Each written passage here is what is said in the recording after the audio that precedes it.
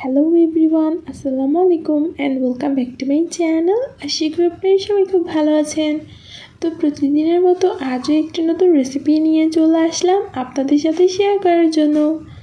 আজকে আমি আপনাদেরকে তৈরি করে দেখাবো ভীষণ মজাদার তালের তেলের পিঠার রেসিপি। এটা তৈরি করতে যেরকম ইজি, খেতেও কিন্তু খুবই মজাদার। আর কিভাবে আপনারা ইজিলি এটা তৈরি করতে পারবেন সেই রেসিপিটা শেয়ার করব আজকে। তো এর জন্য ফার্স্টে আমি এখানে একটা বাটির মধ্যে নিয়ে নিয়েছি প্রায় 2 কাপ পরিমাণ আতপ চাল। আর এই রেসিপিটা তৈরি করার জন্য কিন্তু অবশ্যই আতপ চালটা ইউজ করতে হবে। সিদ্ধ চালটা ইউজ করলে কিন্তু পিঠাটা পারফেক্টভাবে হবে না। তো 2 কাপ পরিমাণ চাল নিয়ে নেওয়ার পর এখানে আমি পর্যাপ্ত পরিমাণ পানি দিয়ে দিচ্ছি। দিয়ে তারপর এটাকে ভিজিয়ে রাখবো আমি আধা ঘন্টার জন্য। আধা ঘন্টা পর এটাকে খুব ভালো করে ধুয়ে আমি শিলপাটায় এই চালটাকে বেটে নিব। পানি ছাড়া একদম ঝরঝরে করে বেটে নিতে হবে। তো চালটাকে কিন্তু আমি বেটে নিয়েছি আর দেখতেই পাচ্ছেন চালটা কিন্তু একদম ঝরঝরে। এটাকে কিন্তু আমি পানি ছাড়া বেটে নিয়েছি, এক্সট্রা পানিটা ঝরিয়ে তারপর চালটাকে বেটেছি শুকনা পাটায়। এখন এটাকে একটা সাইডে রেখে দিচ্ছি। আর এখানে নিয়েছি আমি একটা নারকেলের অর্ধেকটা অংশ। এটাকে আমি খুব ভালো করে ধুয়ে নিয়েছি। তারপর এখন এটাকে আমি কুড়িয়ে নিব। তো এই তো নারকেলের এই অংশটাকে কিন্তু কুড়িয়ে যতটুকু নারকেল পাওয়া গিয়েছে ততটুকু আমি নিয়ে নিয়েছি। আর দেখতেই পাচ্ছেন নারকেল কোড়াটা আপনারা চাইলে কিন্তু কেটেও নিতে পারেন নারকেলটাকে ছোট ছোট টুকরা করে।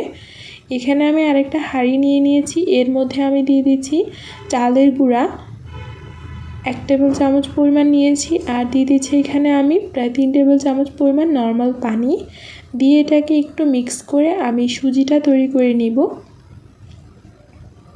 আর তেলের পিঠা তৈরি করার জন্য কিন্তু অবশ্যই সুজিটা তৈরি করে নিতে হবে, এতে করে কিন্তু তেলের পিঠাটা অনেক পারফেক্ট হয়।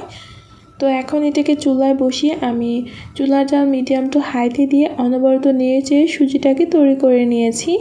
এখন এটাকে একটা সাইডে রেখে দিচ্ছি। আর একটা বড় মিক্সিং বোলের মধ্যে আমি নিয়ে নিয়েছি 1 কাপ পরিমাণ চিনি। আর দিয়ে দিচ্ছি যে সুজিটা আমি তৈরি করে রেখেছিলাম ওইটা। এখানে প্রায় 3 টেবিল চামচ পরিমাণ সুজি হয়েছে। এরপর এখানে আমি দিয়ে দিচ্ছি 1 কাপ পরিমাণ পাকা তালের পিউরি। তো তাল থেকে কিভাবে আপনারা ইজিলি তালের রসটা আলাদা করতে পারবেন সেটা নিয়ে কিন্তু একটা রেসিপি আমার চ্যানেলে দেওয়া আছে, আপনারা চাইলে দেখে নিতে পারেন। লিঙ্ক আমি ডেসক্রিপশন বক্সে দিয়ে দিব।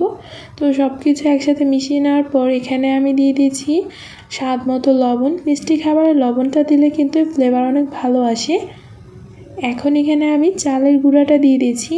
তো আমি সবটা দিব কিন্তু একবারে দিব না, 2 বারে আমি চালের গুঁড়াটা অ্যাড করব। তো ফার্স্টে অর্ধেকটা দিয়ে দিয়েছি। এখন একটা স্প্যাচুলার সাহায্যে খুব ভালো করে নেড়ে কিন্তু একটা লাম্পস ফ্রি ব্যাটার তৈরি করে নিতে হবে।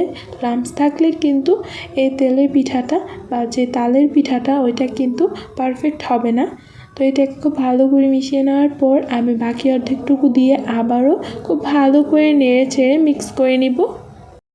আর এটাকে কিন্তু অবশ্যই আলতো হাতে একদম স্মুথ করে মিক্স করে নিতে হবে। আর এর কনসিস্টেন্সিটা কিন্তু আপনারা দেখতেই পাচ্ছেন। এখন এখানে আমি দিয়ে দিচ্ছি আমার পরিমাণ মতো নারকেল কোড়া। আপনারা চাইলে কিন্তু বাড়িয়ে কমিয়ে দিতে পারবেন। তো নারকেল কোড়াটা দিয়ে আবার এটাকে খুব ভালো করে আমি মিক্স করে নিচ্ছি। মিক্স করা কিন্তু হয়ে গিয়েছে। আর দেখতে পাচ্ছেন এর কনসিস্টেন্সি কতটা সুন্দর। এখন চলে যাব পিঠা তৈরি করতে। তো পিঠাটাকে ফ্রাই করার জন্য একটা প্যানের মধ্যে আমি দিয়ে দিচ্ছি ডুবো পরিমাণ রান্নার রেগুলার সয়াবিন তেল। আর পিঠাটাকে কিন্তু অবশ্যই ডিপ ফ্রাই করতে হবে। তো তেলটাকে পুরোপুরি গরম করে নেওয়ার পর আমি এখানে যে আগে ব্যাটারটা তৈরি করে রেখেছিলাম ওইখান থেকে কিছুটা পরিমাণ ব্যাটার দিয়ে দিচ্ছি। আর আমি যেহেতু বড় সাইজের একটা প্যান ইউজ করছি তাই আমি এখানে 3টা করে দিচ্ছি পিঠা। আর পিঠার সাইজ কতটুকু হবে সেটা কিন্তু আপনাদের উপর ডিপেন্ড করবে, আপনারা পিঠা কতটুকু বড় বা ছোটো করতে চান। তো আমি যতটুকু দিয়েছি তাতে এরকম সাইজে হয়েছে। তো পিঠাটাকে আমি এপিঠ ওপিঠ মিলিয়ে প্রায় 6 থেকে 7 মিনিটের মতো চুলার জাল মিডিয়ামে রেখে ফ্রাই করেছি একদম লালচে কালার হয়ে যাওয়া অবধি।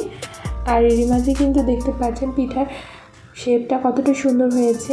এখন এগুলোকে আমি এপিঠ ওপিঠ ভেজে কিন্তু উঠিয়ে নিয়েছি আর নামিয়ে নিচ্ছি। তো সবগুলো পিঠা একইভাবে ভেজে নেওয়ার পর এখন চলে এসেছি এটাকে সার্ভ করার জন্য। আর দেখতেই পাচ্ছেন পিঠাটা কতটা সুন্দর হয়েছে। আমি আপনাদেরকে একটা ভেঙে দেখিয়ে দিচ্ছি ভেতরের সাইডটা কতটা পারফেক্ট হয়েছে। আপনারা কিন্তু অবশ্যই বাসায় এভাবে তৈরি করতে পারেন, খুবই ভালো লাগে, বাচ্চারা খুবই পছন্দ করবে। রেসিপিটা কেমন হয়েছে কমেন্ট করে জানাতে ভুলবেন না। আজকের মতো এইখানে বিদায় নিয়ে নিচ্ছি। আপনারা সবাই ভালো থাকবেন, আমার জন্য দোয়া করবেন, আর আমার চ্যানেলটাকে সাবস্ক্রাইব করে রাখবেন। আর যারা ফেসবুক ইউজ করেন তারাও কিন্তু অবশ্যই আমার ফেসবুক পেজটাতে ফলো দিয়ে রাখবেন। আল্লাহ হাফেজ।